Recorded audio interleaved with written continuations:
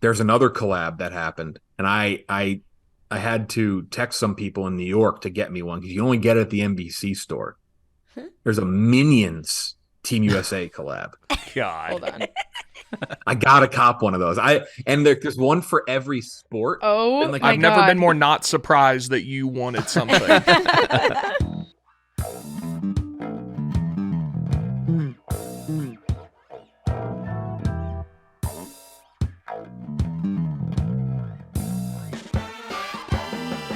All right, welcome back to Macrodosing. I believe this is the first episode ever that PFT and Arian aren't here. So it's just me. That was actually my original pitch, and fortunately for all of you listening, we do have, it's not the Big T takeover. We have Chaps here in Chicago, and then also joining us from Austin, Texas is Jeff D. Lowe, both recurring guests as of fairly recently. Yeah, that's true. I've never done a show with Arian now. Oh, wow. Oh, for Wow, two. yeah, I guess I hadn't thought of that. Yeah. Yeah, this is the first episode ever that both of them are out, I think. Have you ever done a solo like radio show? Well, we did that thing for fantasy football, but that wasn't solo. Yeah, the solo thing, like I had to do it once on Sirius XM. Kate had to go like last minute and there was nobody else in the office on a Friday. So I had to go 5 to 7. Solo's very hard. Dude, it is. I was begging people to call in by the end because I hadn't prepared anything. It was like 20 minutes before, and we normally riff. So I was trying to come up with 2 hours to talk to yourself is brutal. Colin Cowherd does, 4 hours a day? I was about to say it makes you respect Colin Cowherd. You know, No, what? for You sure. respect What his, he does is very hard. his for horrible sure. opinions. He has to talk about something. Yeah. Like, he's got to come up with some shit to talk about. But to be fair, he does the same hour 4 times. Like he goes back and forth and talks about the same topics. Like, oh, if you missed earlier, then we're going to talk about this. And he has producers feeding him lines and like things to talk about. But it's still tough. 4 hours every day is rough. Tell me if y'all ever did this. When I was a kid at home during the summer bored, I would watch SportsCenter every hour for like 5 hours in a row, and I would see if I could pick up on the differences because that's when they started doing them live. So like in the highlights, they'd say a word different or something from 1 hour to the next, and I'd see if I could pick up on the different. That's what I'd do all day. Yeah, and that's how I knew like every baseball player from like the 90s, like where I would just watch it over and over again and be able to name everybody on just about every team. That's when SportsCenter was awesome. And that's when you knew anchors too. There was there was an excitement when certain anchors were on. And I mean, I don't know, there may be a generation of SportsCenter watchers who like have that now, but I definitely don't. Like the Stuart Scott and Kenny Mayne combo was must watch. Every time I accidentally see SportsCenter, other than Van Pelt, who comes on after like big games, it's people I've never seen before. Right, Van Pelt's the only one that I watch. Van Because Pelt's John Anderson just retired. He was like really the last one. Yeah, of that. Van Pelt on Sundays after NFL is the only time I'll really watch, or like college football, obviously as well. But for the most part, that's really it. Yeah. Sad. I feel bad for kids that are sports fans that don't have that. Oh, SportsCenter was awesome. That and TRL were my 2 favorite shows. TRL was a great show. That was like I had to run home. It started at like 3:35. My bus, or 3:30, my bus would get there at 2:55, and I would basically sprint home so I could see Britney Spears in her Catholic schoolgirl. Yeah, outfit. it's the after school shows, which just aren't really a thing anymore. I mean, even like I'm a little younger than you, Chas, but like I watched TRL, but like we had like the Nickelodeon shows went on like right after you got home from school. They had, like Slime Time Live. And you have like all the shows in between them. It was great. Which, by the way, I did see. I mean, this doesn't surprise me because I knew how old it was, but SpongeBob turns 25 next year, which is just insane. That's bananas to me. That's like one of those like crazy. I was in 5th grade when that debuted. That's just wild to me. It's 25 years old. I think if you would have told me when I was 16, 17, that eventually there would be all kinds of pictures of Britney Spears' bare butt cheeks out on the internet and nobody would really give a shit, it would have been I would have been more shocked at that than just about anything. Like, it's legitimately crazy that her butt cheeks are on Instagram like every day and no one I'll never cares. forget. I had a friend we were at his like shore house in Providence, whatever, it was somewhere in Ireland, and the Toxic music video had just come out, and he was adamant that you could see through her outfit. And he said if you looked at the screen a certain way, which he's an idiot. I hope he knows he's a moron. He's like, if you look at the screen a certain way, you could definitely see through it. I'll never forget that. A complete idiot. I hope he knows that now. But yeah. What year was that? What year Toxic was what, like probably 2002, yeah. 01? Something like that. I've said that's the forever, red one, right? The red leather? The red pleather? Is that one that?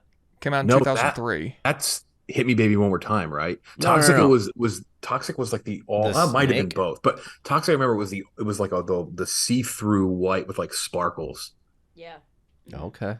I'm still on an ad right now, but I've maintained forever that I should have been in high school like 02 to 06. I feel like that was my peak.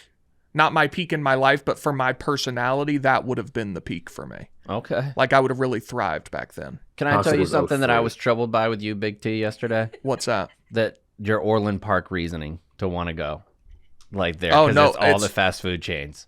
That was legit. No. I couldn't not even fast food, reply. Casual. Same thing to me. Casual sit down. Yeah. I think because it's one of my favorite aspects of moving from Texas here. Like I love Raising Cane's, obviously. But there was Raising Cane's, KFC, Popeyes, and Zaxby's all within like a quarter of a mile First of my of all, house. that sounds amazing. Yeah, it was good at the time. But up here in Chicago, there's so many good local restaurants that I don't know if I've been to a chain other than McDonald's since I've been here. Well, there's room for both. Like I go to really good restaurants downtown all the time, but then sometimes you want to go to Miller's Ale House or No, Chili's. I get that. Like wanting to go sometimes for sure, but you're like wanting to move there so you could be around a street of chain restaurants. I have a reservation 45 minutes away this Saturday to go to Jay Alexander's because I fucking love that restaurant. Jay Alexander's is good. Yeah. And it's you got to go 45 minutes north of town to get to one. Tough to have a bad restaurant if there's an initial in it.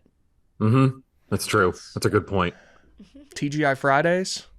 I'm not a huge Fridays. Those like potatoes, the twice baked potatoes from there, or the potato skins. Elite. Potato skins, yep. Contrary to what I just said, I'm not a huge Fridays guy. That's Fridays and Applebee's are the two chains that I don't really love. But the white chocolate blondie. It's called J. Timothy's, another initial place. Very good. But Jay Alexander's, have y'all been to Hillstone? It's basically the exact same restaurant as No. Jay Alexander's. Mm-mm. There's one of those in New York. They're outstanding. Hillstone's amazing. Actually, is it owned by the same company? I think they're so there's another one called Houston's that I Correct. believe is There's the another same one company as called- Hillstone. Yeah, it's called like Scratch Kitchen, and they have the French dip at the Hillstone chains it's unbelievable. I know Hillstone and Houston's are owned. It's like Hillstone Restaurant Group. I think Jay Alexander's is different, but it's the exact same restaurant. Yeah, it's amazing. That is my perfect quintessential restaurant where it's like nice enough that you could like go on a date there and like have a nice time, but it's not fancy. The Hillstone Restaurant Group is Houston's. Oh, Right. wow. Use the R&D kitchen. That's what they have. They have that in California. They have like 12 that they I own. believe you were thinking of Cheddar's Scratch Kitchen, which I was is another thinking great Cheddar's restaurant. Cheddar's Which, is by the way, great. just to close Honey up butter on- croissants. Oops, I Did It Again was the red jumpsuit. We just had to just wrap that up. I was wrong on that. These are all just going to be in Jeff's, like Jeff banks all of these for the dozen. That's tough. I should know that. Where's the bothers me. nearest Cheddar's? Yeah. I've never been to a Cheddar's. Oh, you yeah, gotta they're get to very a good. Cheddar's. I've never been to any of these places. Cheddar's, J. Alexander's, Houston. Like I've never even heard of these. I'll take you to J. Alexander's. If you go to Cheddar's, you got to get the shepherd's pie. Delicious. You're gonna shepherd's pie? Oh, I'm a huge shepherd's pie guy. Interesting. So there's a couple of things that if it's on a menu, I'm getting it no matter where you're at. One, grilled octopus, I'm getting it anywhere. I think SFOs. it's my number one favorite thing to eat right now. Two, Bavarian type of pretzels, a soft pretzel. Oh yeah. Getting that instantaneously. And then the last one we just said. There is a Cheddar's in Kenosha, Wisconsin. We can be there in an hour and 20 minutes. They have the onion ring tower. Very good.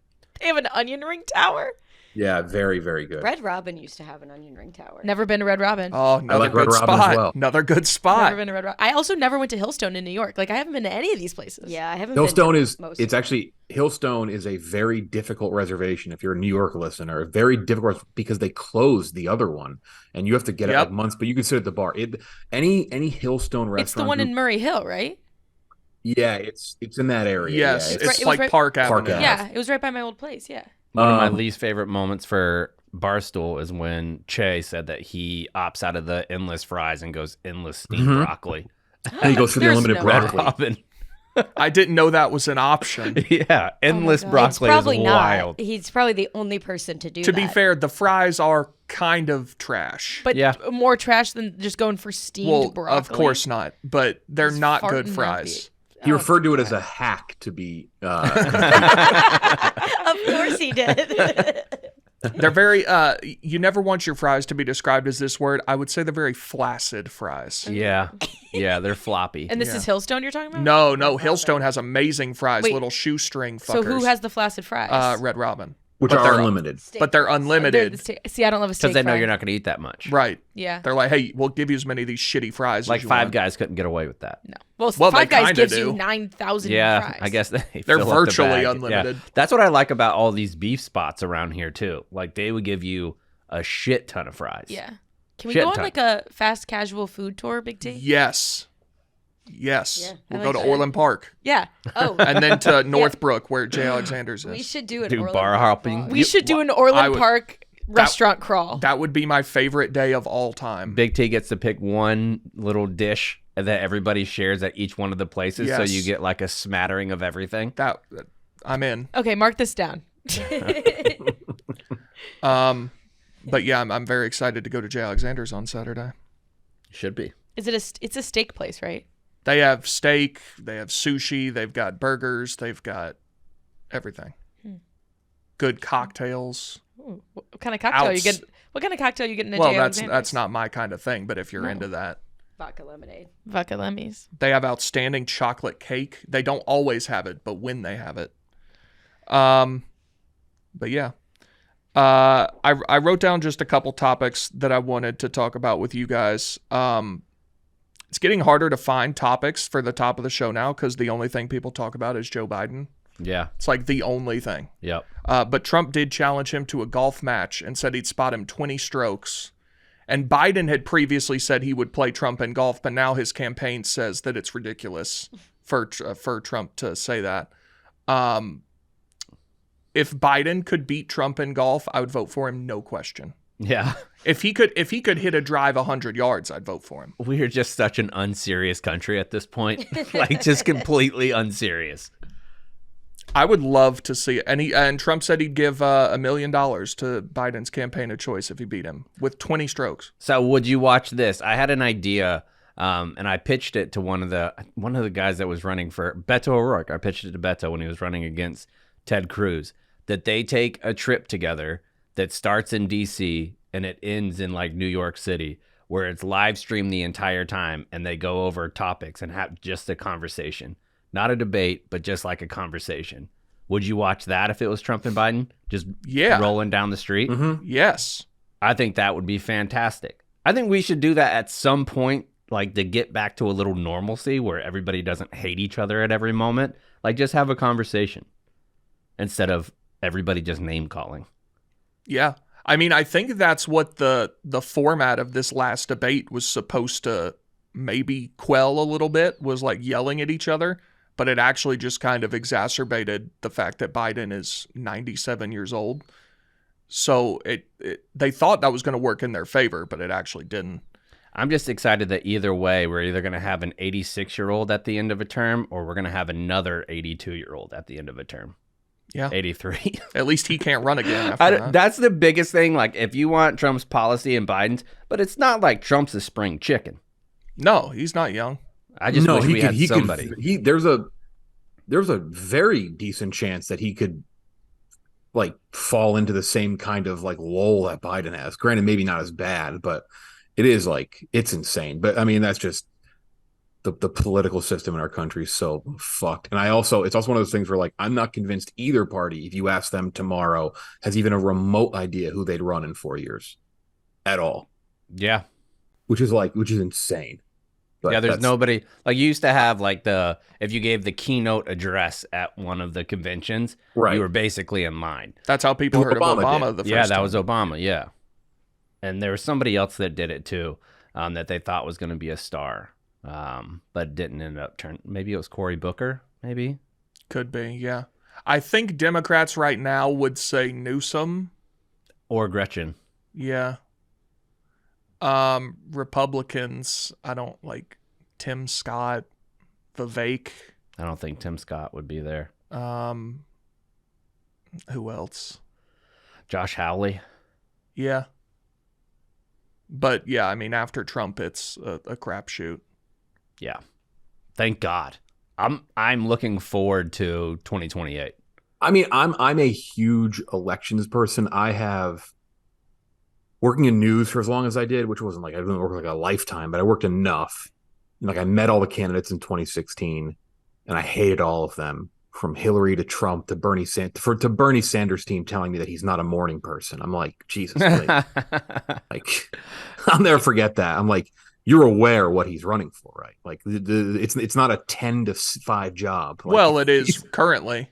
It's true, but it's actually 11-4. But that's also why, like, seeing those things up close, and I'm not the only person in the country that saw that. That's why, like, when they said the comment about Biden, like, being more, like, spry in the afternoon, I'm like, that just doesn't shock me. I saw a guy run a couple years ago who, like, didn't like waking up in the morning. Like, maybe you're at the wrong job. So, like, I've been kind of, like, I'm just numb to all news, but I love elections. The fact that we don't get any form of primaries this year, like no Super Tuesday. Like I love that shit, and we don't get it. We just don't get it for 4 years. Watching the maps, touching the maps. A great one in 4 years. 28 is going to be. You get 2. Yeah, it's going to be all over the map chaos, which I love. So maybe that's my consolation. It's like we don't get it this year, but it is going to be like the ultimate one in 4 years. I think it's pretty clear that I'm a liberal dude. Bernie Sanders is the least effective legislator in the Senate. Like, without a doubt. I mean, he's been there for how many decades? That's exactly my point. Between the House and the Senate, do you know he only has one bill that he's introduced that's become law since he's been in politics? One. That's insane. Yeah, one. He's been there for, 30 years? Yeah, and there was a debate out in Colorado with Boebert where they asked, like, what have you accomplished? He'd been in Senate or the House like 6 years, right? Is this her third term? Yeah, this is her third term. And she had only done one, and they acted like it was a dunk. Bernie has been in for like 40 years and only has one. That's crazy. Yeah. This other thing that was popping off yesterday that I got very fired up about, this kind of goes into our Olympics thing. I had a friend who was adamant that this, there was a post online about it, and he was adamant that the 2024 USA basketball team would beat the 2008 team. And I think if you think that, you are just the dumbest of the dumb. Like I have a lot of takes on this. I think the 2012 team is better than the 2008 team. So who was different on that team? I don't even bat an eye at that. Oh, so that was still Kobe and LeBron, and then the bigs were. I'll read it off. Dwight Howard. Bigs were Howard bigs was were. on So 08. 2012 was Tyson Chandler, Anthony Davis. AD had just been drafted. Oh yeah. And AD was on the team because Blake Griffin hurt himself. Russell Westbrook, Darren Williams, Kobe, James Harden, Chris Paul, KD, LeBron, Iguodala, Kevin Love, and Carmelo. That is like you cannot find a more elite international basketball roster than that. The 08 team was incredible as well. 08 team was Dwight, Bosh, Melo, Tayshaun Prince, LeBron, Boozer, Paul, Bryant, Wade, Red, Darren Williams, Kidd. But I think the 2012 team had less. Like, I think the 2008 team had a few more weak spots compared to 2012. How good was KD in 2012? Great. Yeah, he was great. Because that was the biggest difference. That was when he was coming out of Texas, right? Like, he was pretty new, 2 or 3 years in the league. Yeah, his rookie year was. He'd been there for like 5 years. Like he'd 9 or 10. He had just lost the NBA Finals to LeBron. God, That's right. 2012 was the Thunder Finals. Yep. They were so that's I mean they I have admitted bias. I literally saw every game in person at those Olympics. They are unbelievable. Carmelo was at his peak. Carmelo Carmelo's is a the greatest god. international Yeah. basketball player of all time in terms of like international competitions. He is a cheat code. He was just That was my biggest argument for '08 versus this team was one, I mean, obviously, go position by position. LeBron was way better in '08. Kobe and Dwayne Wade are infinitely better than Devin Booker and Anthony Edwards. And then you have international Melo, who's the greatest basketball player of correct. all time. Yeah, the tough thing about this team is that there's a couple guys we haven't truly seen in the international game. Steph Curry. So there is another problem is the 3-point line is pushed back compared to '08 and 2012. I would love to see Steph Curry with the 3-point line that they had in '08 and 2012. It was college three, basically. We haven't seen Steph play since 2012 when he played the World Cup. He's never played in the Olympics. I mean, this team is going to be, I mean, they just replaced Derek White. They just replaced Kawhi with Derek White, which I just think Derek White's a great pick because they need a more reserved kind of bench guy who can play defense, guard position. They're a very forward-heavy team. And you can't have Kawhi doing load management in the Olympics. Yeah, I couldn't believe he was even there to begin Right. with. I was shocked. Yeah, the fact they hadn't pulled out yet. But they have a lot of big guys, a lot of big guards. They're a good team, and I think they're going to be incredible by the end of the showcase run they're about to do before Paris. But I agree with you. I think the better debate is 2012, 2008. Like I don't think this team is there because you're right. Like you have a better LeBron. Melo is unstoppable. KD's probably better on those other teams. Like KD's still good, but Yeah, he's not KD what he at was. 2012. Yeah. There's a little more front court depth on this team, so you could say that like one of the two front court spots you could give this team and say, okay, they're better. They're And then also the other four positions. So like the way international ball has become and how FIBA and how these teams have been around the world, the teams have to be constructed a little differently. Like they couldn't win with even the 2016 team was great too, even though a lot of those guys dropped out because the Cavs Warriors finals was such like a scrap. Like LeBron dropped out, Curry dropped out, but the way that teams are constructed, like the big man is a little more of a need, especially a guy who can stretch it out there. So there's a little bit of a difference just because of the guys around the league, like Giannis, Jokic, the ones that you're going to see in the Olympics. So construction is different, but I agree completely. Like 08, 2012, I do think they're better, though I do think this team is really fucking good. Is that what you thought the difference in Carmelo was? A closer 3-point line where he was just lights out? Because it doesn't make sense that he was like it looked like he was the best player in the world in those Olympics. He He just loves the Olympics. He loves the U.S. Just a big Patriot guy. It was the game that he set the record. It was USA Nigeria. To me, it's from what I saw when I was there, it is the probably second most unbelievable like athletic achievement I've seen. My mind was blown. They won by how many points did they win by? Let me pull up the exact stat. They won 156 to 73. That's crazy, man. Unbelievable. They took the foot off the gas at the end of the game as well. They shot 29 of 46 from three. God. Melo hit 10. Everyone on the team hit a three except for Anthony. LeBron didn't hit a three. Anthony Davis didn't hit a three either. But I mean, it was unbelievable. They just bludgeoned teams. They did only win their next game 99-94 against Lithuania. They did. They had one close scare in those Olympics, which I assume they're probably going to have in this Olympics as well. And I think France can beat them. I think France is really good. Greece obviously has Giannis. Yeah, Greece is good. Serbia is going to be good. Puerto Rico could be tough. I think they're going to probably roll them. Canada's very good as well. Canada. They got good players. Canada, which they're the day we're recording this, July 10th, they're playing Canada tonight in Vegas. Canada has their full roster. USA's without KD tonight because he's still nursing an injury and down a player because Derek White's not there yet.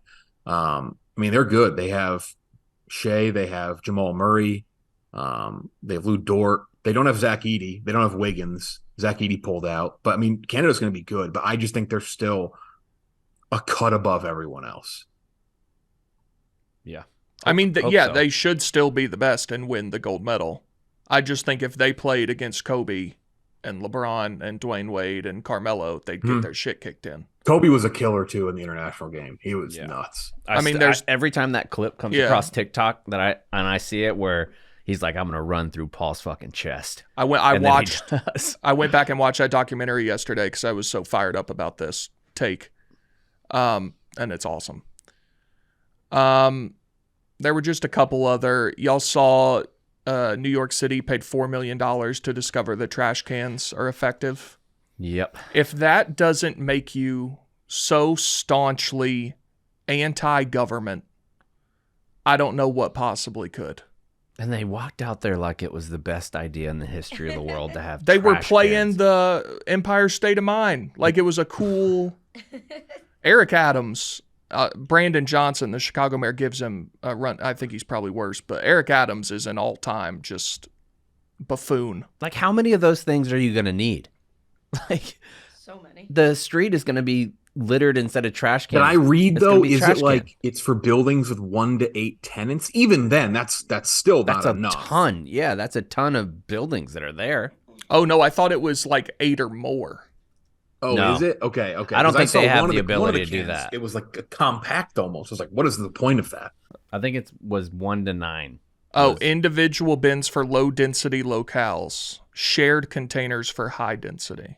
It is 1 to 9. It says all properties with 1 to 9 residential units must use a bin with a secure lid for trash. But all like, What a concept. how much the is that entire- going to even solve though? It's like, Nothing. Yeah.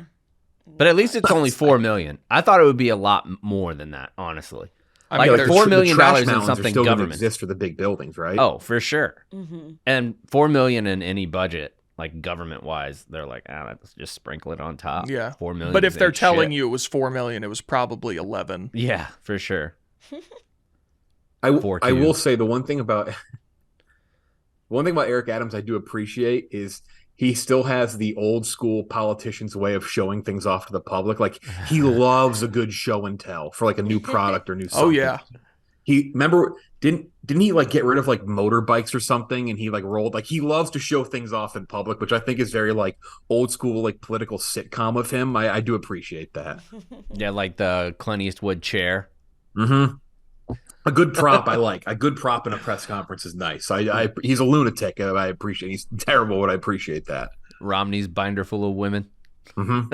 I don't recall that. What was that? In a debate, they were asking him about having how many women he was going to have in different positions. And he said, I got a binder full of women that are qualified.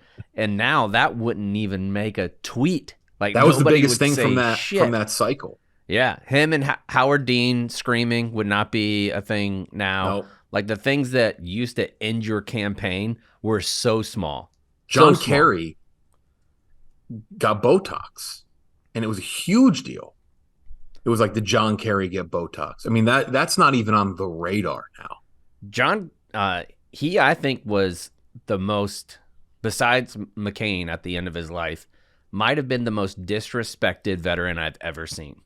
Like the fact that they tried to make fun of his 2 Purple Hearts and were like, oh, Yeah, he that was the just other this- scandal, right? During his like- campaign. Yeah, but it was proven like that he got them and earned them. Like you don't get Purple Hearts like because somebody wants to give it to you. It's the only medal that is automatic if you bleed on the like it's a doctor that puts it in, not your command. Your doctor has to put it in. So you don't get them just by like hanging out. And there's a lot that you could, like those types of awards. John Kerry was treated like shit. The one political story that I always reference that wouldn't have any register for anyone nowadays. Remember when Obama wore that tan suit? I was just thinking about that. Yeah. That was like a disgrace to our country. People were saying. And that he saluted with a coffee cup in his hand. You remember that? That was Wait, say it again? In military circles, because I was still in at that time, when he saluted with a coffee cup in his hand coming out of HMX-1, like the helicopter that he rides on. He came out, it was in his left hand, and he saluted. I think he was in the tan suit at the time, and people lost their shit. And when he had an umbrella, like they were like, Yep. the president of the United States is That's a right. pussy if he has an umbrella.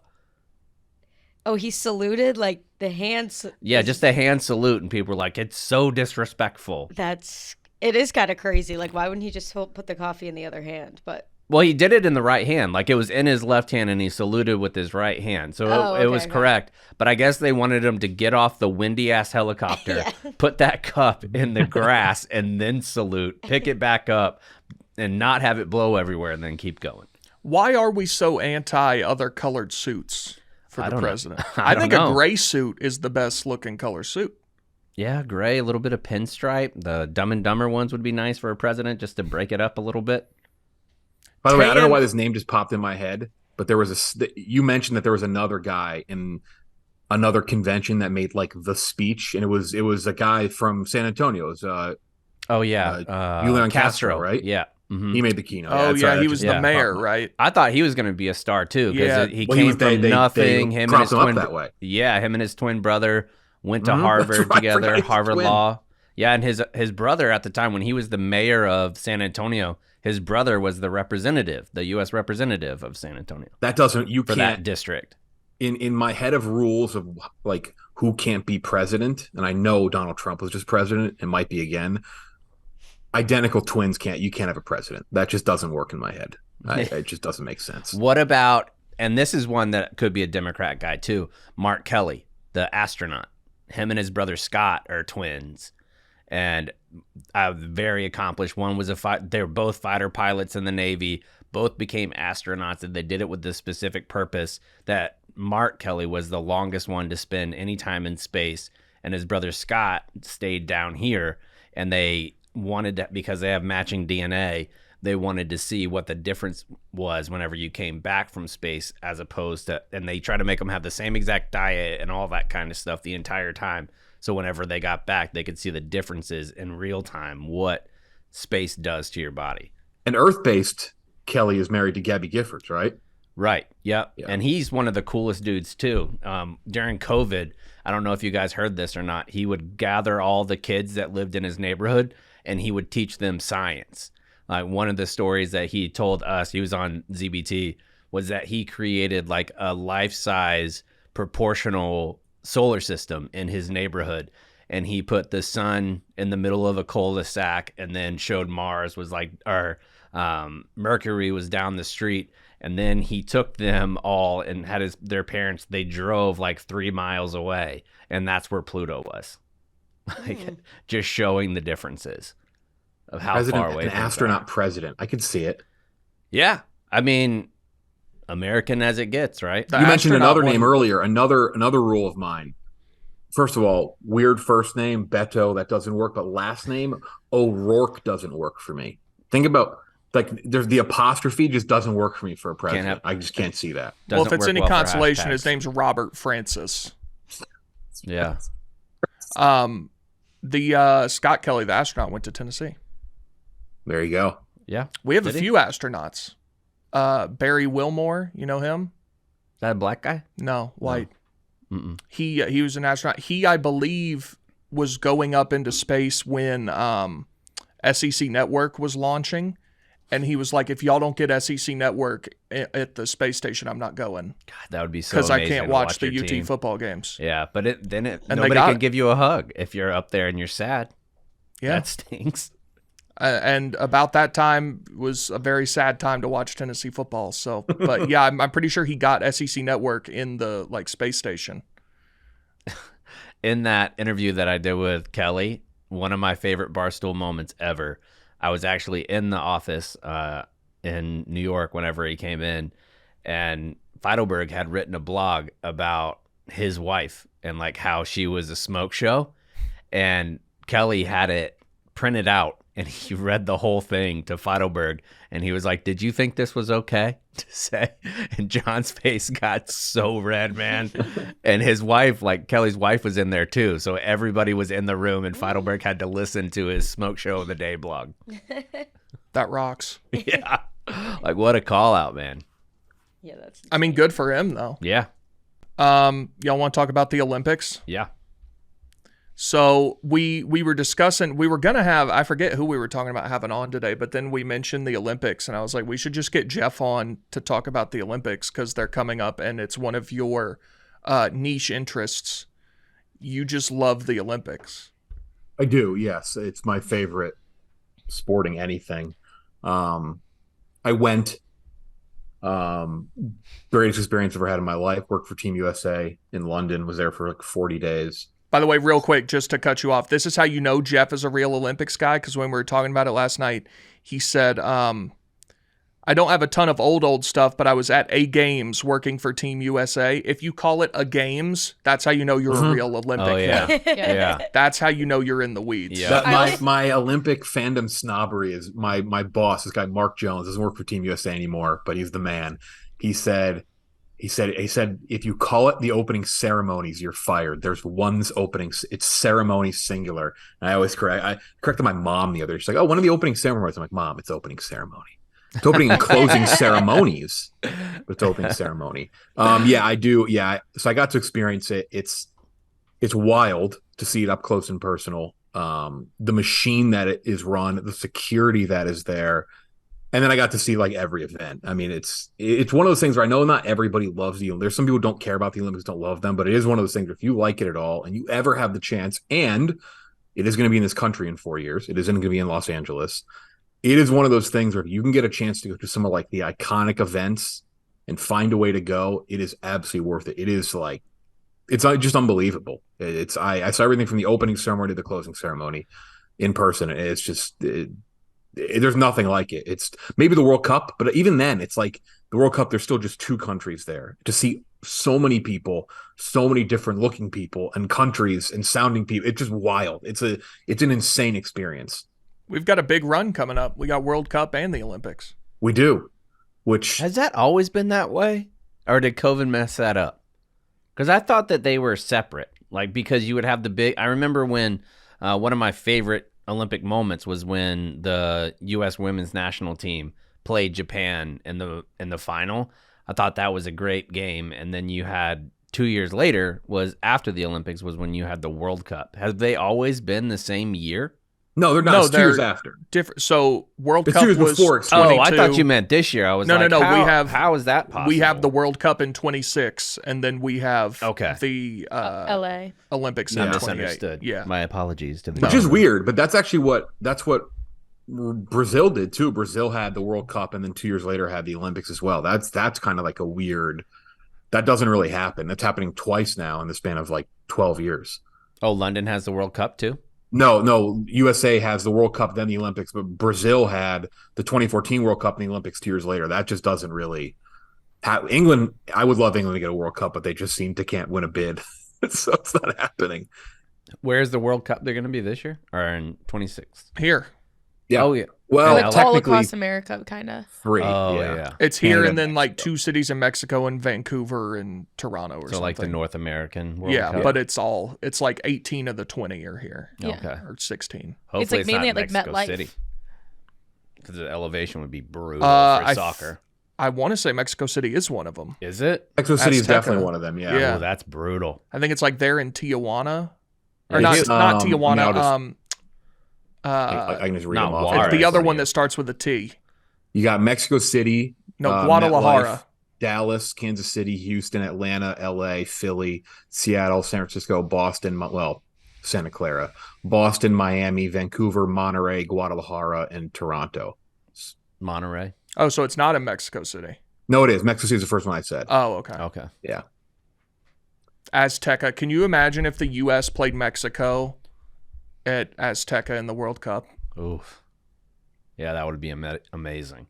Have you ever been to one of those matches, USA versus Mexico? No, I would love to. I went in But now San they Antonio. kind of suck. Yeah, but it was still, like, it was That's also, electric. by the way, that's I always forget this, that's the expanded World Cup. That's 32 teams make the knockout stage, which is ridiculous. Yeah, it's like 48 total, right? Yeah, it's crazy. Yeah, it's so dumb. So, Jeff, everybody knows swimming and diving, and what was your favorite underrated event that you got to see? Underrated? I'd probably say underrated. BMX was sick. It was very cool. It's very fast. They all crash and hurt each other.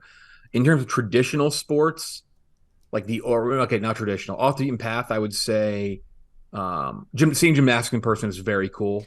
I want to talk to you about gym. You know gym more than I thought you did. What? You know, you were tweeting about the Olympic trials. Oh, for yeah, I'm a gymnastics. I'm huge- like, that's my shit, Jeff. Scooch over. Love gymnastics.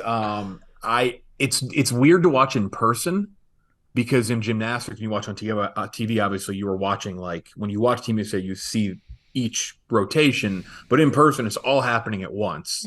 Like the vault is happening at the same time as the floor, and so you're really just kind of looking all over the place. So it is chaos.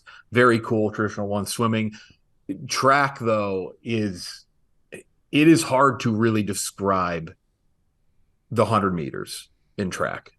It is Like how electric it is when it's happening. yeah. I mean, I've been lucky enough to have been to a lot of cool sporting events, Final Fours, Ryder Cup, into some of the biggest college football stadiums. Been to Tennessee, Penn State, A&M, Michigan, all of them. The noise when the gun goes off in the 100 meters, nothing matches it. Big Because in the 20 seconds before the race, you can hear a pin drop. If you close your eyes, you would think you're in a room of 15 people. That's awesome. It's dead silent. And the second that gun pops for the next 9 seconds, it is the loudest thing you've ever heard. It's a cool stadium. It's a new stadium in London, too. And, of course, Usain Bolt was running it. It's the best picture I've ever taken in my life. I was sitting on the finish line. I took a picture of Usain Bolt, like, breezing through. He set the Olympic record. And then I saw him do the 200 and the 4x1 that year, which is considered the fastest race ever ran. Jamaica set the world record, which Usain Bolt's records will never, ever, ever be beat unless they let like robots in the Olympics. He is like world records just progress. Like you're going to see someone this Olympics, Sydney McLaughlin for the United States, the 400 meter hurdler.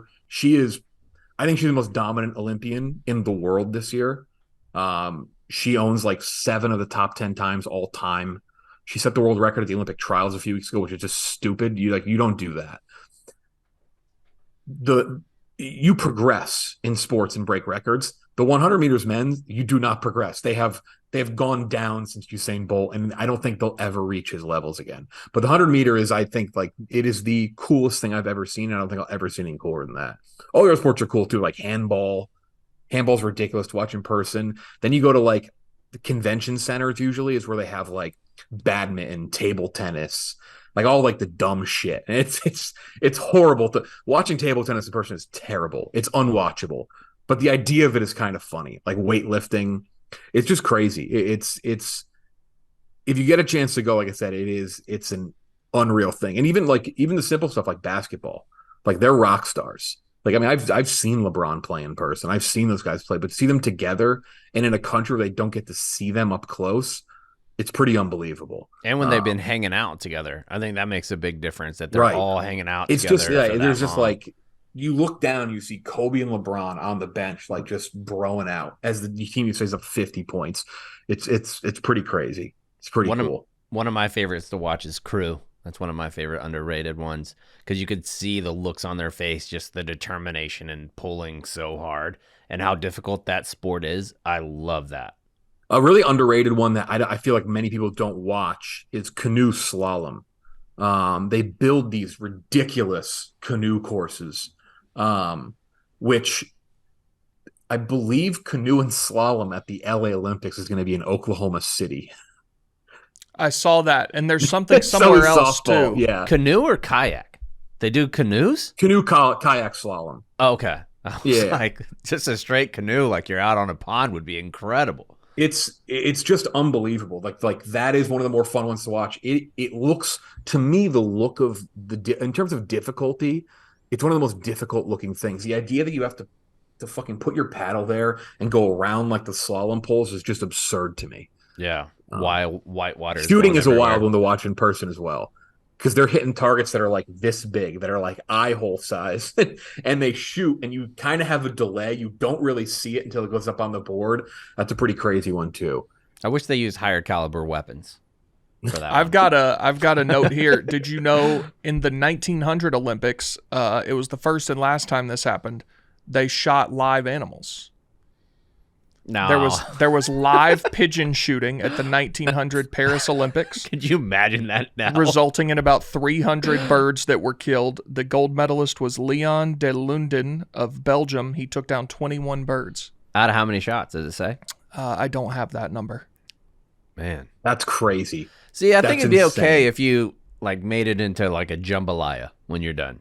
6 birds were released 27 meters in front of the participant. The participant was eliminated once they missed 2. Okay. So 26. So that would be like 28 out of 26. That's pretty damn good. Yeah. I've got another list of discontinued events. Tug of war was in for Bring about that 20 back. years. That should Need come that. back. That should Early absolutely 20th century. come back. Hot air ballooning. That sounds horrible. That could stay away, yeah. Dueling pistols. Need that. Competitors were protected by heavy clothing and a metal mask with goggles. Their pistols were modified with a handguard to protect their fingers, and they fired wax bullets instead of lead. Dude, I'm in for that too. No gunpowder that was safe used in the enough, that sounds pistols great. to reduce the velocity of the ball of wax. That sounds perfectly safe. Those wax, like their wax soap, that shit hurts so bad. You caught one of those too? Well, a bunch. I got, so this little koi fish tattoo that I think is my absolute worst one. I had just gotten it and had to do some training, and we did like domestic violence training where you go in and like rescue a hostage. It's like SWAT team stuff. And I was one of the, like, we trade out to be like the role player, and I was the abusive husband. So I was wearing like a wife beater shirt, like very typical stuff. And they came in, and if you pull a weapon, then, and you're within 7 feet, you're authorized deadly force. So I pulled a weapon and got absolutely lit the fuck up. Were you supposed to do that, or you improv? Yeah, I was supposed to do it. Did you volunteer to be the Yeah. guy that got shot? Yeah, I volunteered, and my arm looked like the slalom courses where it was the mounts, or I guess moguls. Is that what it is, Jeff? Like the Yep. yeah, it looked like a mogul course. It was awful. It was awful. That's crazy. Why did you volunteer? Did you get something, or No, I think it's just like everybody toxic. has to do it at some point? No, you just volunteer for the most painful shit, so other people are like, "Damn, dude." That guy's sick. Yeah. That's crazy. Or an idiot. Now I would be like, I would not do that at 42. Absolutely not. Figure skating was in the summer games before it was started in the winter games. Lacrosse, but that's coming back. Yep. Deer-shaped target shooting was in for about 40 years. Motorboat racing. Swimming obstacle race. See, these are I would like that. I feel like 75% of the events in the Olympics are things that are just boring enough, but normal enough that I'm not going to pay attention. It's like the Ocho. Yes, I need things Correct. to be more out there. Mhm. Like, equestrian. Like, that's just boring to me. Dressage. Yeah. Have the horses do, I don't know, go do something like the dueling pistols. I need it to be something cool. I would love to see American Ninja Warrior. Absolutely. Like 100%. Or Wipeout. Yeah, like an obstacle course is very 1000%. sick. How about like just like paintball or like airsoft? Like Dude Perfect does like those like first person GoPro cams. That imagine Yeah. that like USA versus another country and just like an airsoft battle or paintball. That'd be sick. Yeah, Or it'd be that- awesome. That competitive tag that they have, Yes. where they have like the jungle gyms all through. Yeah. Olympic They're- tag would be How do incredible. They you are discover that expanding. you're really good at that? I think you're born with it. I think it's just something that you have. Like one of your gym teachers just identified a talent. that In you third have. grade, you're like, I'm going to pursue this Yeah. professionally. You're like one of those Chinese kids that they have that are good at gymnastics at like 5 years old, and then they're like, well, this is your life now. yeah. What were you saying, Jeff? They're expanding and what they're doing is they're allowing sports to, and they're doing basically regional sports. Like the United States is gonna have lacrosse and flag football, which apparently they want NFL players to play, and they better play and they better win gold. That'd be the most embarrassing thing in the history of this country if they fucking lost. They are adding breakdancing it's called breaking this summer to Paris. It will leave after Paris. Baseball left after Japan, but we back in the United States. So like they're gonna do weird sports. So like some of these should be in there. There's some weird stuff that they may as well have. People don't like it. I like it. Like they added sport climbing last Olympics. It's awesome to watch. Ultimate would be cool. Like the Yep. frisbee or frisbee golf. I was going to Frost- say frisbee golf. Yeah. Foot golf as well. Oh, yeah. That's big on TikTok right Yeah, now. it is. And Become sling popular, golf, yeah. too. I just saw that for the first time the other day. That's pretty cool. That I don't get. It didn't- seems rather stupid to me. I didn't get it until I saw they have like a weight that they carry in their pocket, and when you're putting, they put that weight into the same thing, and they have to putt with that. Really? Yeah. It's just like it's so many orders of magnitude easier than regular golf that, like, what are you doing? Yeah, but if you can get that motion right where you can sling it to the moon. Yeah, I'm sure it's cool. I wonder if you can like shape shots like you can in regular golf, like where you'll hit like an for sure. intentional low fade. If you're good enough, I'd imagine. But like, you just know when you go out to the golf course, you're getting clowned Oh, without a by doubt. every single person Without there. a doubt. And it's just like, is it worth it to be elite at, like, you can't tell people that you're really good at fling golf. The ladies love it though. Yeah, like, you start dating a girl, hey, do you want to come with me to play golf? And she's, oh, sure. And then you get there and you're slinging it. And you absolutely can't use a cart if you're playing that. You got to walk. You can't use a cart for Oh, no. If I was playing behind somebody playing fling golf and they were walking, I'd say unfathomable things. The Fling Golf is a Shark Tank product. Is it? They did not get a deal. Yeah, smart. Seems like they might have missed out. There can't be a lot I of know. money in that, right? You They got one brutally stick. made fun of. Should. Yeah, I mean, that's deserved. Mm-hmm. You were talking about like China, they identify 2-year-olds and they're like, you're going to be in the Olympics. What do you think the youngest Olympian ever is? Ooh. It was in 1896 in the first modern Olympics. Well, they What came sport? pretty close in Tokyo with skateboarding. Oh, so it's like 11, 12? Because what's wasn't her name? it a girl that was like 14? Yeah, that's gonna piss me off. Sky Brown. And she's on the team again. She was 12, I think. That's In so Tokyo. crazy. That's crazy. I'm looking at a Greek 10-year-old named Demetrios Laundras, who is the youngest medal-winning Olympian. Actually, it doesn't say youngest Olympian. What sport? Was a member of the Ethnikos Gymnastikos team that placed third of 3 teams in the event. So they medaled by finishing last. Yeah, but I don't count gymnastics back then because you did like a hurdle over the horse and you win. It is. that- You want to talk about side-by-side Evolution. comparisons of how Yeah. something's progressed. The side-by-side of the vault compared to what it is now, Yeah, like it's what they crazy. used to do compared to what Simone Biles does, or like what Michaela Maroney did, it is absurd. Mm-hmm. It's insane. Yep. I mean, Mary Lou Retton, she wouldn't even like make like a 10-year-old team. She now. wouldn't even get a D1 scholarship now. Right. Oh yeah, no. The other interesting world records thing too, I'm going to pull it up too, just so I can reference it. But the world records for swimming aren't as easy to break anymore because of the suits they wear. Because if you remember the '08 Olympics, they wore the full body Speedo suits. Like, Yeah. I mean, they were like lubed up. Like they slipped, like you could fall in the water and fly 50 meters basically. And they don't wear them anymore. They wear the half body suits. They wear like, I guess, just the regular bathing suits, like long for like competitive swimmers. So that's why a lot of like swimming records aren't broken and probably will never be broken. Like the 4x100, the very famous Jason Lezak race that came back in '08. Like I don't think anyone will ever beat that because there was 4 guys wearing full body suits. Yeah. No one will ever What- do that unless they was- bring him back. which I Was assume Michael they will. Phelps wearing those? Yeah, Yeah. he he very famously unzippered it, and like that's why, like, you know, because you were probably Okay, I referencing, see you know, it 'cause now. he flexes, right? He unzippered it. So they're not going to bring that back. So that is why my would favorite, they like, not keep wearing those if they're better? a I think it was like a competitive thing? juice baseball.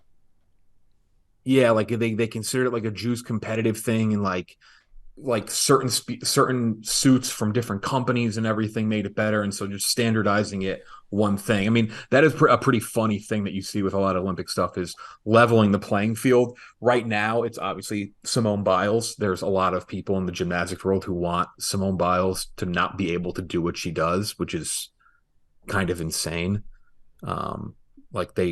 She has levels of difficulty which they're creating for her, and there are other countries, Russia, for example, obviously, longtime rival with the U.S. gymnastics. They're like, there's people there who are like, she shouldn't be allowed to do that, which is crazy. I'm sorry, that's just what do you tell Usain Bolt to run slower? It's like that. That's not like how that works.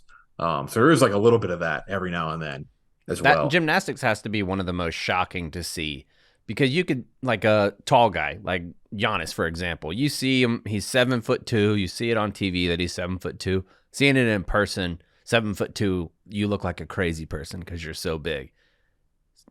Biles jumping 12 feet in the air has to look absolutely wild that her body and feet are like 2 feet above a basketball rim. Yeah, it's insane to watch those type of girls like do that. Because I don't know if I've ever said this on the show. I grew up doing gymnastics for like 14 years. This was my shit. Like the jump that she has, like Jeff was saying, of her like difficulty, how people don't want her to do as many difficult skills.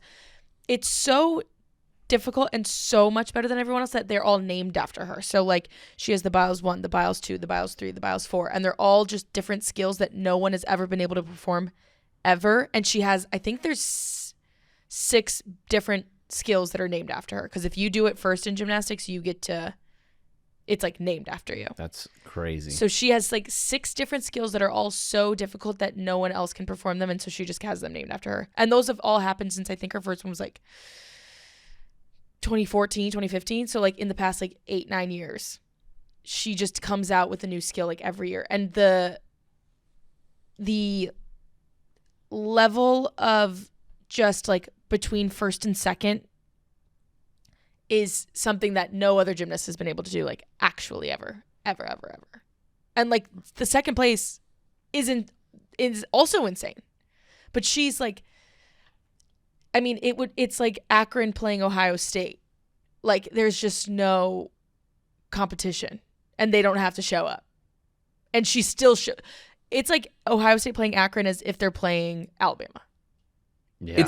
It's also like the other thing with Simone Biles, which people I feel like it's lost on them, is the fact that she's in 3 now. Yeah, that's crazy, especially for gymnastics. Gymnastics, it's crazy to go to 2. Right, exactly. There's a stretch where some of these girls have gone to multiple, like the Allie Raisins of the world, the Gabby Douglas of the world. They've gone to 2, which that was crazy, and she's going to 3. Right, everyone thought Allie was old when she went to 2016, and she was 20, I believe 3, and Simone is 27, and the rate at which she is still going is like ridiculous, because most girls don't make it past their first. Most girls do. The usual trajectory is that gymnastics is a way younger skill to peak at. So most of the girls you're going when you're 17, 18. And then you maybe try to come back and do like the elite circuit, which is what they're all in. But most of the time it's like you go to the Olympics, then you go to college. That's why they say LeBron James is the Simone Biles of basketball. Right. Me too, It's the longevity that Simone has had that is also insane. Like no one thought that she would be as dominant in 2020. Obviously 2020 had a little bit of a different thing. Like she got the twisties and all of that. Like, but she was still so dominant leading up to that, whatever. Then to come back a third time and keep advancing her skills is unlike anything I have seen in my 25 years of watching gymnastics. I think it is nuts. It's fucking crazy. And the worst part is she could do it again. She could do 20. Could. Yeah. It's seeing gymnastic person is pretty neat. Like I got to see a pretty good team. Obviously they won gold. That was what were you team? You said 2012, right? Yeah, that was Michaela Maroney. Speaking of named vaults, she hit the named after one of the greatest, the Aminar vault. That's like one of the greatest vaults in the history of the Olympics. She's absurd stuck landing. That, and then obviously and then she went to the individual vault competition. She did the very famous meme face. Yeah. Because she did not stick the landing. No, the queen. But like people don't even do Aminars as much anymore because of like the difficulty. It's crazy. And Biles just rips them. But yeah, that team had Michaela Maroney, had Jordan Weaver, had Allie Raisman, Gabby Douglas, Kyla Ross. And what's her face? Kyla Ross, Gabby Douglas, Allie Raisman. Yeah. You know what I wish? Great fucking team. We talk about like what event do you wish was on social media? I would love to see the dude from Equatorial Guinea who had Yeah, never swam an Olympic-sized pool in his life, and two of the other guys from his same heat were disqualified or had to drop out. So it was just this dude who had learned to swim like 3 years prior Mhm. and was learning how to swim in a hotel pool where he was at. And then he gets put in the Olympic Games and everybody's watching him. And it took him like 7 or 8 times longer than everybody else to get there. He was essentially like doggy paddling through the Yep. pool. If Twitter was around then, it would have been, the memes would have been What absolutely year was this? 2000. Yeah, I've never heard So of it this. wasn't even that. I watched it this morning and was dying. Like and it's not like he was doing the butterfly. He was just doing straight up freestyle swimming, and his head was above the water like the entire time, and he's looking around. I mean, that's a long way to swim if he's never done it before. That's a long way to swim. And why was he in it? Like, they were trying to add in other countries, and I don't know how he earned a spot, but he earned a spot and had never swam an Olympic-sized pool before he got to the Olympics and had to do it by himself. That's an absolute nightmare situation. I think that would be the greatest fantasy football bet of all time. If you lost, you have to swim at the Olympics by yourself with all the best swimmers in the world watching. That would really suck. Yeah. He had an all-time nickname. You remember his nickname? The eel. Yeah, Eric the Eel. That's a great. It's no torpedo Ian Thorpe. It's pretty good. One of my favorite Twitter Olympic moments is a great meme video from the 2016 games, from the Rio games. Katie Ledecky, when she was bursting out of the scene and just blowing everyone out of the water, somebody put a video up. Got taken down, obviously, because you can't post Olympic stuff, which I tell you, I'll give you some insight on how wild that is. That's a crazy thing to see in person, is how they film the Olympics. But it was when Katie Ledecky hits the finish, hits the wall, you can play the entire intro of Smooth by Carlos Santana and Rob Thomas before another person hit the wall. It's very That funny is video. crazy. She has one of the craziest Olympic stats, I think, ever, too. That in one of her events, I think it's the 400, she has, of the top 10 records. The top like 8. Yeah, she has 9 of the top 10 are Katie Well, Ledecky. that's why I'm telling you, I don't know how it'll be marketed. Simone Biles will be the most marketed female athlete for Team USA. Obviously, the men's basketball team's going to be up there. Caleb Dressel, but Sydney McLaughlin is going to be, what she has done in the 400-meter hurdles it's ridiculous. It's Ledecky, it's Phelps, it's Usain Bolt dominant, and he went to a Tennessee rival. She's from Jersey, but she's a Kentucky Wildcat. She set the world record in Tokyo, but now in front of a crowd, it's going to be crazy. I would have loved to seen Caitlin Clark in the Olympics. Because I think she would be up there as the most marketable, too. She would have been up there as well. And that team's obviously going to win gold. That team's never not won gold. They're going for an 8-peat, I think. Yeah, crazy. Who did we have in playing basketball in 2004 that we didn't win? Oh, So the yeah, 2004 team is, that was a funny bum enough, team. on paper, a pretty good team. Part of Derrick the Rose. criticism with that team is that No, he Larry would have been, Brown like, did not like playing 13. the young guys. Was he? But there was AI, which I don't know if you may have seen the clip, you may not. They beat Puerto Rico in a warm-up game, and AI hit like a buzzer beater, basically. They ended up losing to Puerto Rico in the Olympics. AI, Stephon Marbury, Wade, Boozer, Melo, LeBron, Emeka Okafor, Sean Marion, Amari, Duncan, Lamar Odom, and Richard Jefferson. Not a bad team. Yeah, that team should have been good. I mean, because I want you to think about that too. I would argue that team, now they're younger guys, and they didn't, like, Larry Brown did a horrible job putting them together and how he played them. I would argue that team's better than the 2016 team is pretty good. That was Jimmy Butler, Durant, DeAndre Jordan, Lowry, Harrison Barnes, DeMar DeRozan, Kyrie, Clay, DeMarcus Cousins, Paul George, Draymond, and Melo. But the 2020 team was, the 2020 team was Bam, Devin Booker, KD, Jeremy Grant, Draymond Green, Drew Holiday, Keldon Johnson, Zach LaVine, Dame Lillard, JaVale McGee, Chris Middleton, and Jason Tatum. Like, I think the 04 team's better than that team. And the 2020 team, for the most part, they had a loss early on, and that was probably attributed to the fact that they had a couple guys, Middleton and Drew, who had just come out. The NBA Finals was later that year, had just won a finals, and when they got going, they started really killing teams. I would say the 04 team is better than the 2020 team. Yeah. You could argue that for sure. And where did they lose? Did they get to the championship? Or? They won the gold medal game. Dude, I mean, the bronze medal lost. game. The bronze medal game. Oh. They beat So Lithuania, but they lost to Argentina. I wrote down a bunch of the craziest moments in the Olympics, and I didn't realize how many actually happened in the year 2000. Do you remember in 2000 they also had the streaker that interrupted the opening ceremony for like 30 minutes? They couldn't chase this dude down, and on his back he had written "G'day" on it because it was in Australia.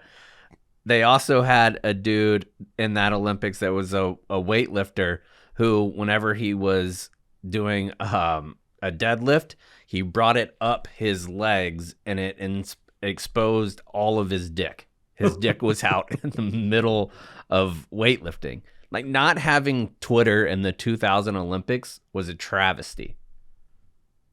Travesty. Yeah, that swimming thing you were talking about would have been insane for Twitter. Oh, no doubt. Like Jeff was talking about, you could play smooth. People would have it to the T of what song that you could play that while he was Michael doing it. the Michael Phelps 4x1 comeback would have been, because remember what they did for the Olympics. I don't know, you may not remember it, but what they did for 08 was they actually had all the swimming and gymnastics in the morning in Beijing. So it was for like the western part of the country, it was primetime live. So all of that aired live in primetime. Track aired at night. That's why Usain Bolt was pre-taped. And now obviously that's not a problem anymore. They just air everything live on Peacock and all that. But that was like, that would have been nuts. I mean, Twitter existed, but not to the level it does now. It would have been crazy. Like, can you imagine the videos? It would be like if Phelps was doing what's the long one? Like 400, right? 400 meter swim.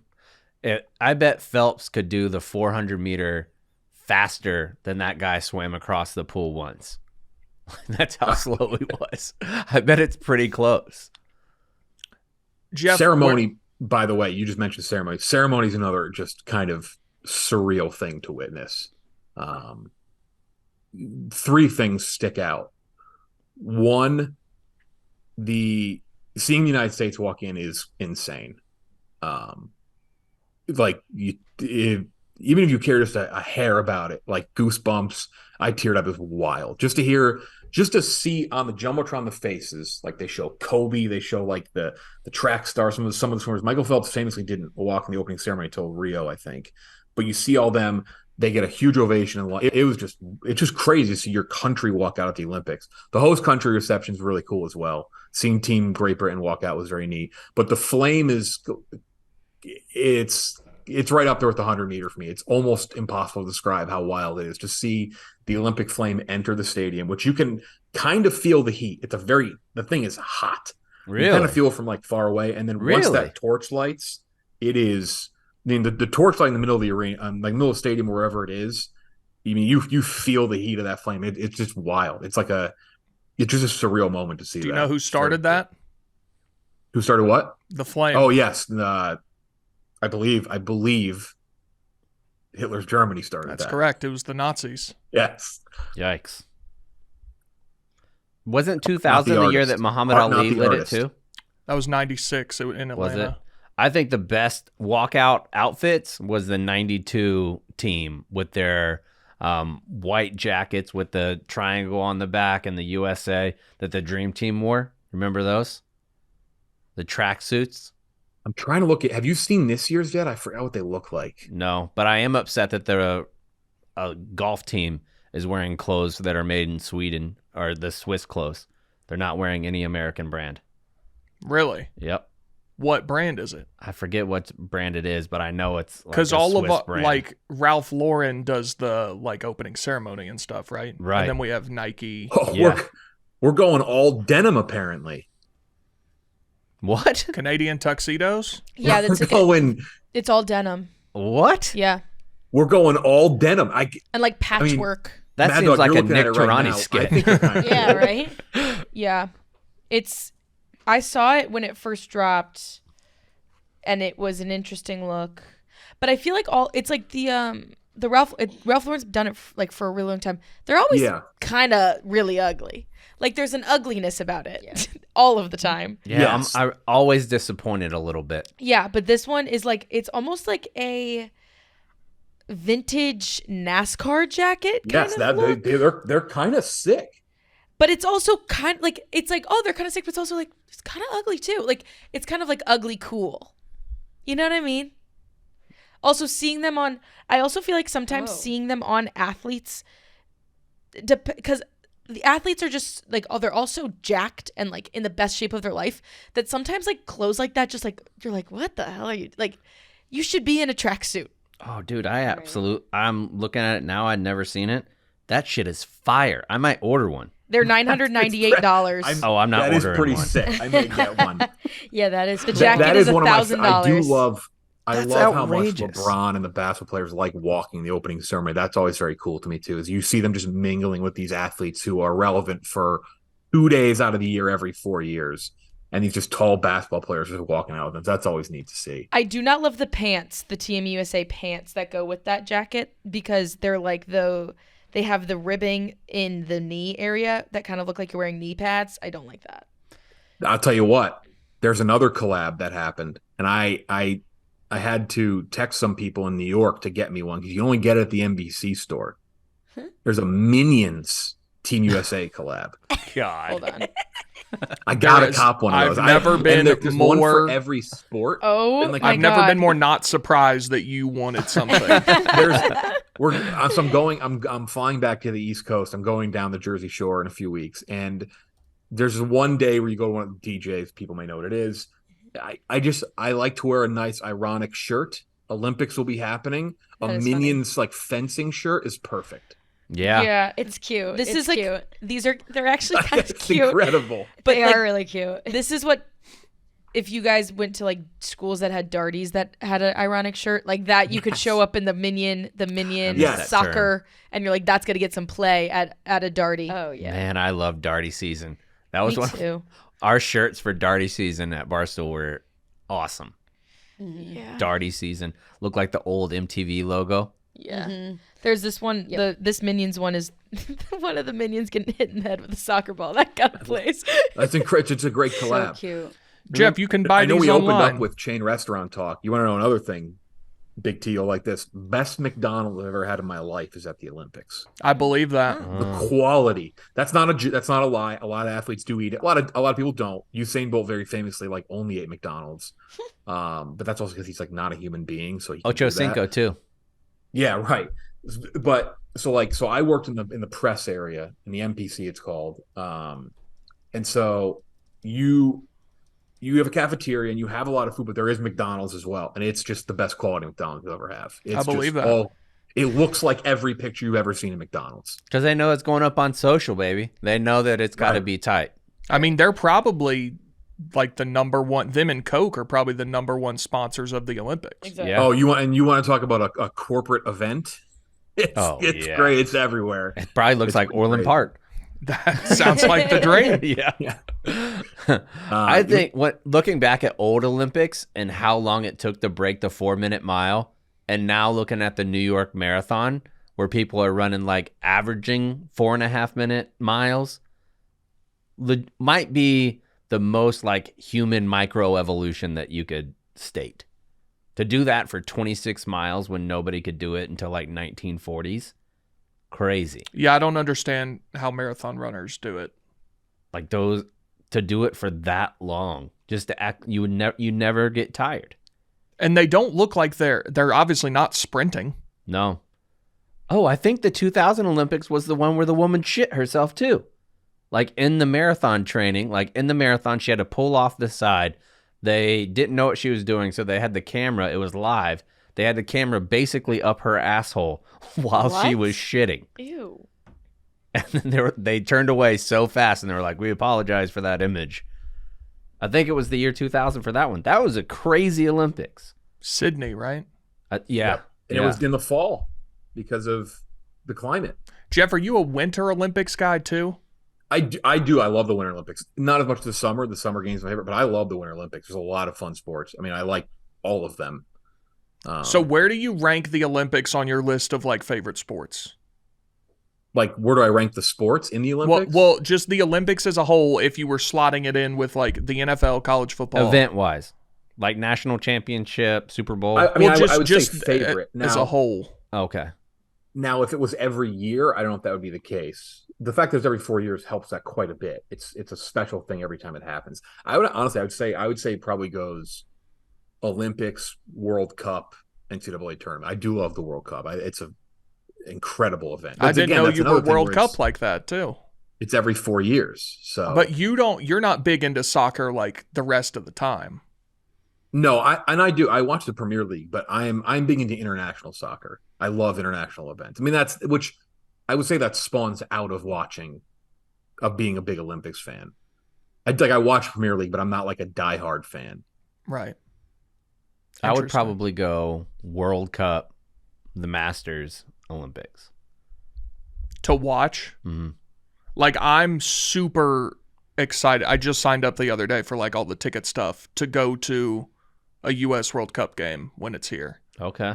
Now, I'm very excited. They just announced our 3 games are going to be 2 in L.A. and 1 in Seattle, which I find to be, I guess for travel, that's good, but for the team. It's the way the stadiums coming from Asia for the World Cup is a little bit of a bummer. I was hoping they'd kind of be, but I get that's why they're doing that. And then obviously they may play in different places. I think actually, I figured they'd put 1 in Atlanta since that's where they moved the headquarters of the soccer federation. But another one, which I'll tell you what, you want to talk about my top 5 events? Another international one, the Ryder Cup is up there for me. Yeah, probably top 4. I'm trying to go to that next year as well. Game Time's going to have so many hit-ups from Barstool people for the World Cup. It's going to be crazy.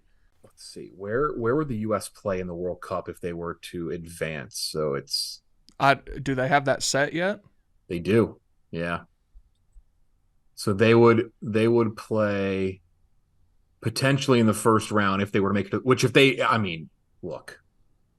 3 teams are getting out of the group likely. If they well, pal, we're still going to have this moron. It's true. It's true. They've successfully, they just waited long enough and now they're not going to fire him. So they would play, so their group D, so they would play in the knockout stage. They would play in either Foxborough, New Jersey, Santa Clara, Arlington, or Kansas City. So those are the 5. Oh, anywhere else? Places, the way it goes. Foxborough or Jersey, Santa Clara, Arlington, or Kansas City.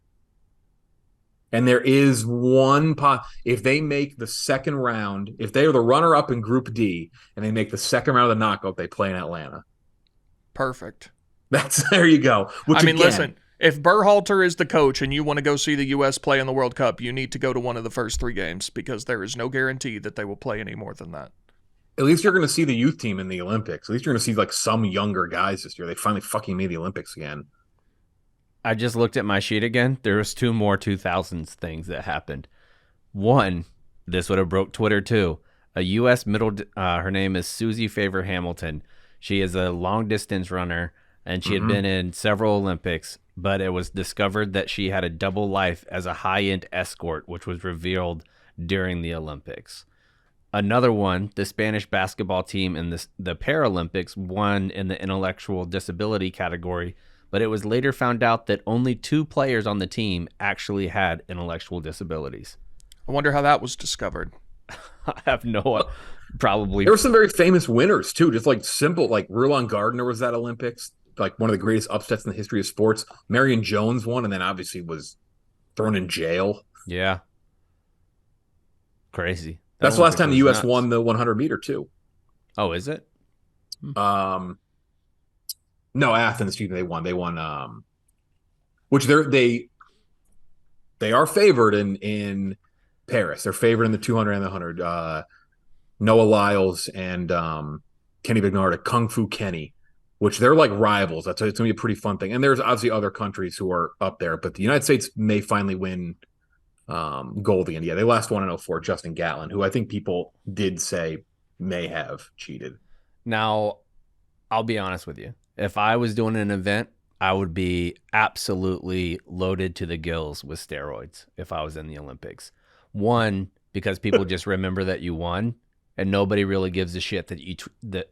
Same thing with the Super Bowl. Agreed. Give it to me. If I'm a quarterback or a running back or a linebacker, I'm absolutely loading my body up because I'll take a 4-game suspension and be a beast out there. It's like Louisville, who cheated their ass off to win the national championship, and then the NCAA took it away. Like, okay, yeah, and now who cares? And like Lance Armstrong, nobody really gives a shit that he cheated anymore. And in 10 years, 20 years, it'll just have the record book, and people won't really. Oh, steroids, not a big deal.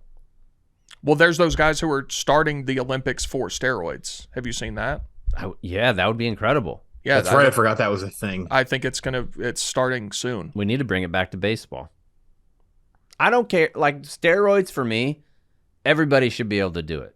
If like the hitters were on steroids, Mark McGwire hitting it 1,000,000 feet, so were the pitchers. Well, just make the baseballs juiced. That way everybody's using it. Yeah, and then baseball juiced, you're juiced, everything's juiced. No, but don't do steroids. No, I disagree. Steroids, but just use the juiced balls that they had a couple years ago, and then everybody just launches home runs, and it's fun. Imagine how amped you would be in the stadium if Acuna hit a 700-foot home run. With the year with the juiced balls, he was hitting them 480. And right, double that, right? If he's on steroids, yeah, and but you like have then juice it even more. Put a golf ball in the middle of it. That'd be awesome. But then not everybody's doing steroids, so then you've still got an advantage. Well, then don't play. That's your choice. Like, it's like wearing that suit that Jeff was talking about. How do you not take steroids to do like the hammer throw, the thing where you like whip the ball on a chain, and like you should be required to take steroids for that. Javelin toss. Throw that shit. Olympics, I'm all in on steroids because I don't really care about them, so it would be awesome to see people doing the extent of human capability. Yeah. A Ukrainian high jumper just broke a world record that has stood since like 1976. Like, she went and I don't remember how high it was, but people were like going bananas because you break a record that stands for that long, that's impressive. Yeah, any record that's I guess any world record is pretty impressive. Well, I just can't believe a high jump record has lasted since the 70s. Right. It is crazy, yeah. Like any of those, but they're just some of those records. Some of those track records just like they just don't get broken. I mean, the women's hasn't been broken since the 90s. If you had any record that you could throw on Big T, you could have any world record, what do you want? I mean, for me, the most important record, at least in American sports, is the home run record, which is now tainted. Disagree. It was held by like a civil rights icon, and now it's held by a guy who just cheated his dick off to get it. You want to know that I think Barry Bonds owns the craziest stat I might have ever heard. If you take away all of his MVP seasons, he would still be the only player in history that has 430 home runs and 300 stolen bases. Yeah, he's one of the best players ever. If you take away his MVP he didn't need seasons. to do steroids. Yeah. My favorite Hank Aaron stat is if you take away all 755 home runs, he still has 3,000 hits. That's pretty damn good, too. Yeah, that's pretty wild. Yeah. And Tony Gwynn, at the end of his career, he could go like 0 for 2,500 and still end up with 300 average for his career. And then there was another one, Hank Aaron. He has the most total bases. And then the guy who's in second, I think it's Albert Pujols. And Aaron leads him by like 11 miles of bases or something. Really? It's something like that. I had no idea. Do you know the story, and I just mentioned it, do you know the story about the women's 100-meter record for track? No. So it's been owned by an American, FloJo, Florence Griffith Joyner, since I want to say 1988.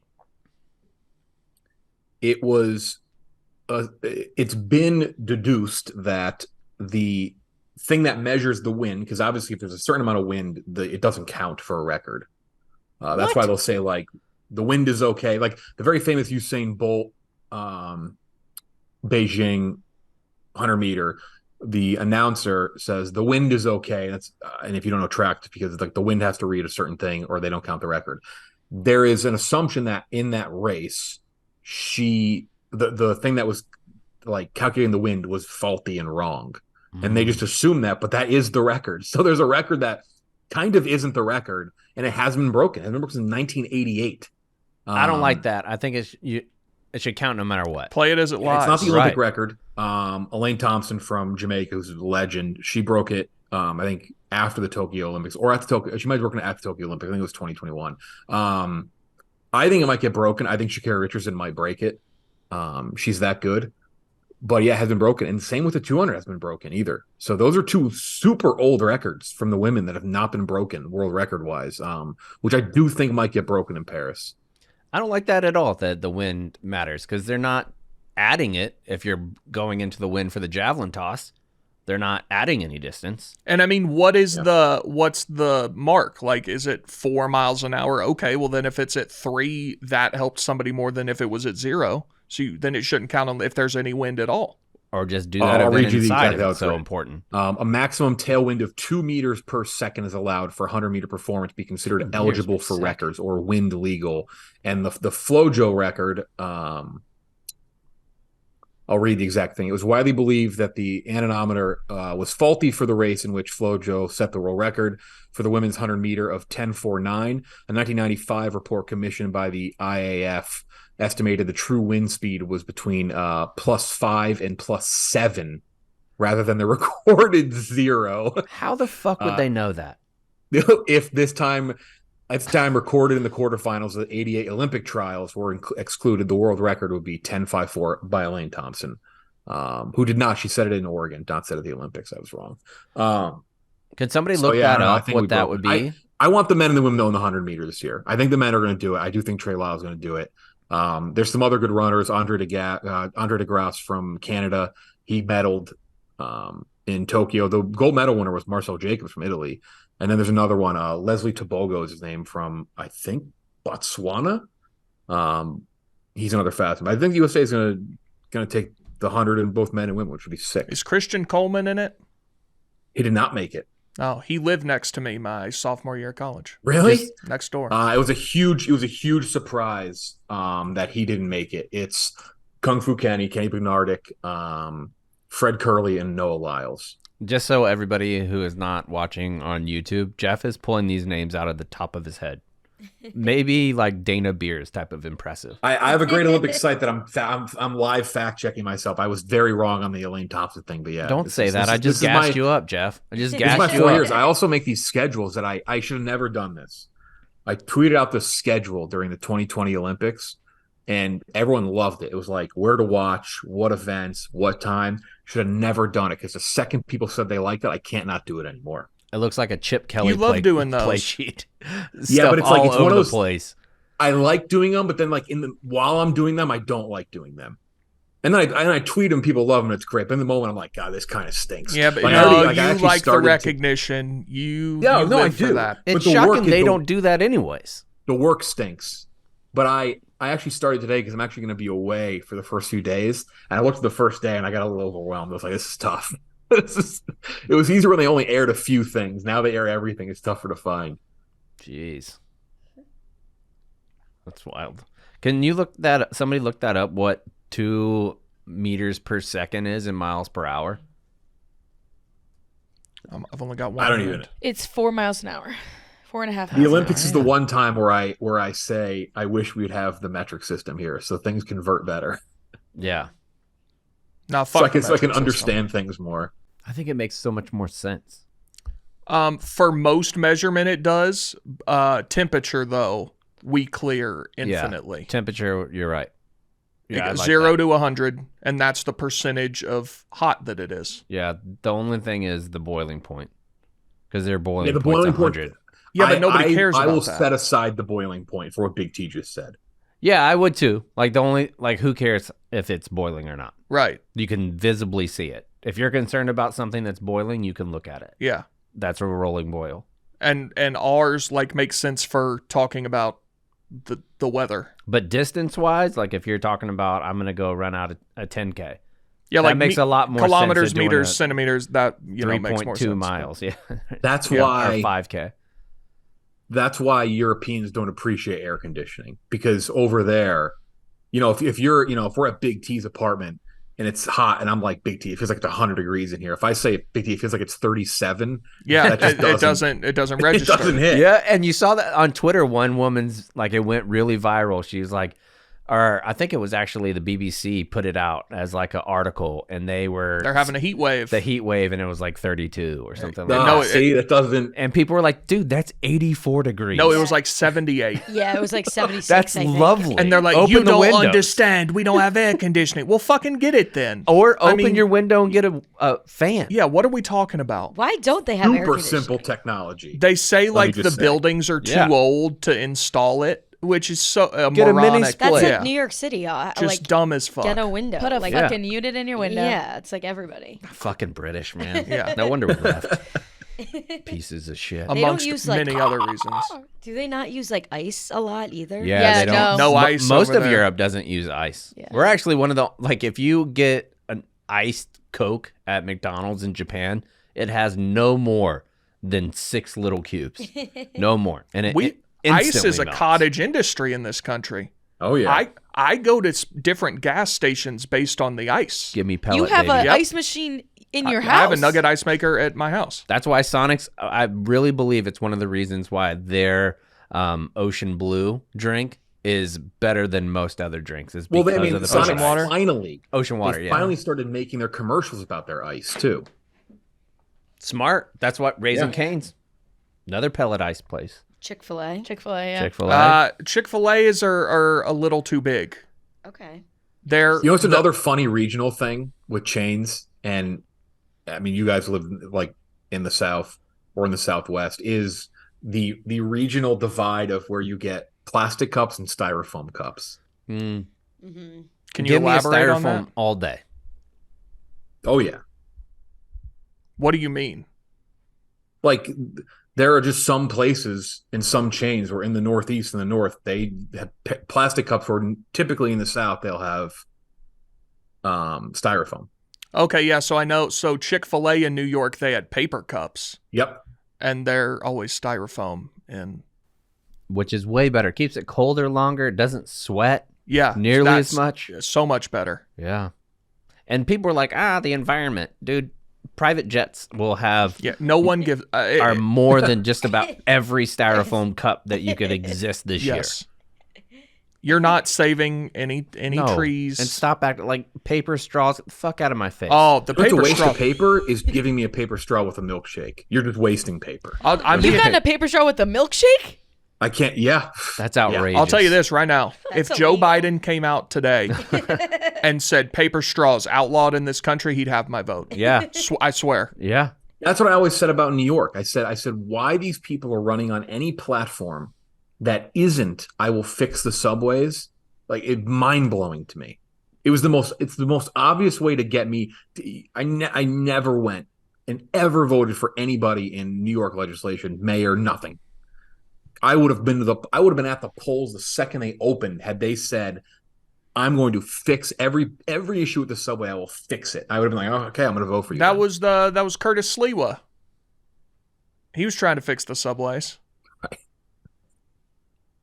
True. When I went to Japan, like in Tokyo, when you take their mass transit comparatively to here, you're like, what are we doing, man? We used to be a Well, proper there's only one country. city in this country people like the public transit. It's San Francisco. Is it Seattle or San Francisco? Who has the BART? That's San Francisco. Bay Yeah, they Area. love the BART. Rapid transit. Yeah, the BART is good. Have y'all ridden the DC Metro? Terrible. Oh, disagree strongly. Really? The stations are immaculately The clean. stations are good. They have like The schedules They're is very terrible. ornate. Yeah. So yeah, I don't know about the schedule necessarily, but the trains are clean. The stations are nice. I love the DC. I mean, a lot of that is because senators and shit ride in on it all the time. Probably. And I bet it's way more funded the other ones federally. Yeah. I'm Yeah, sure. because the district It's district only is federal. federal. Yeah. The So they just commuter pump money. rail and public transportation issue in the country is just bonkers. I'm in a city that has one of the dumbest things ever built. Austin, Texas has one of the stupidest commuter rail lines. It goes about 3 miles an hour. Austin is designed terribly all around.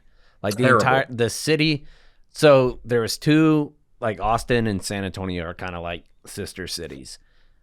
San Antonio choose to have the system that we did where you have like the side roads on the highway where you could turn around there.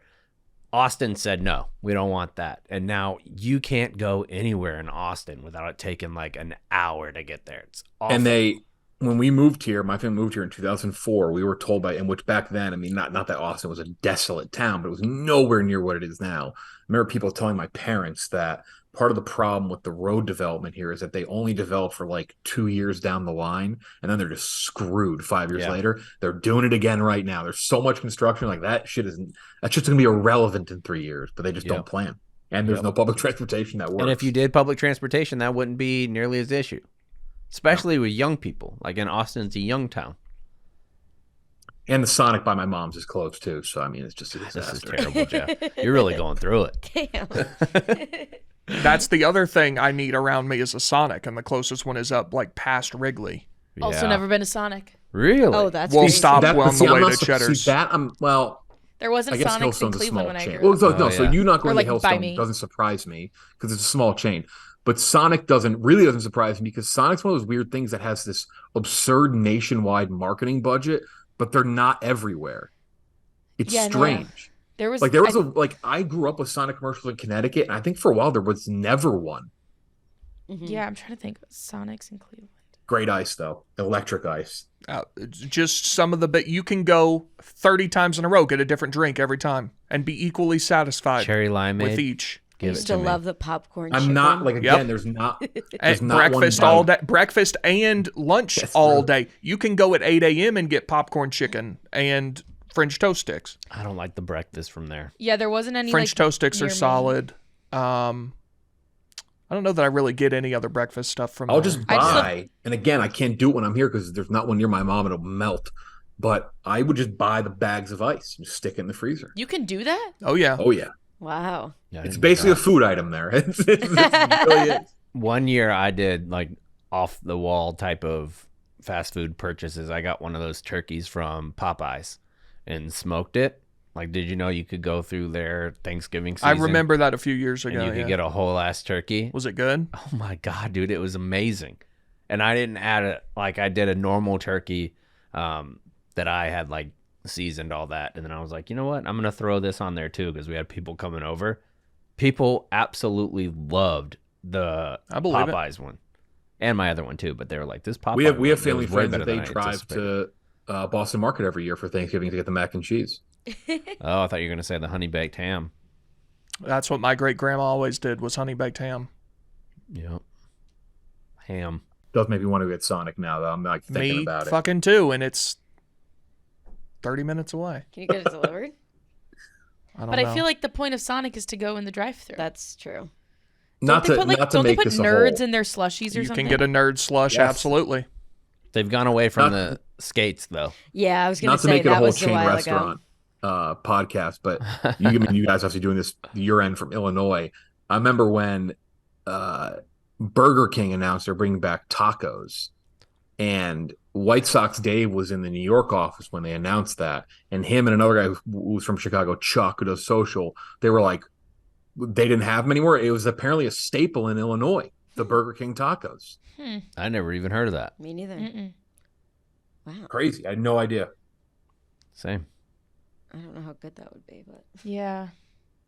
All right. Well, thank y'all for joining. Oh, I can order Sonic.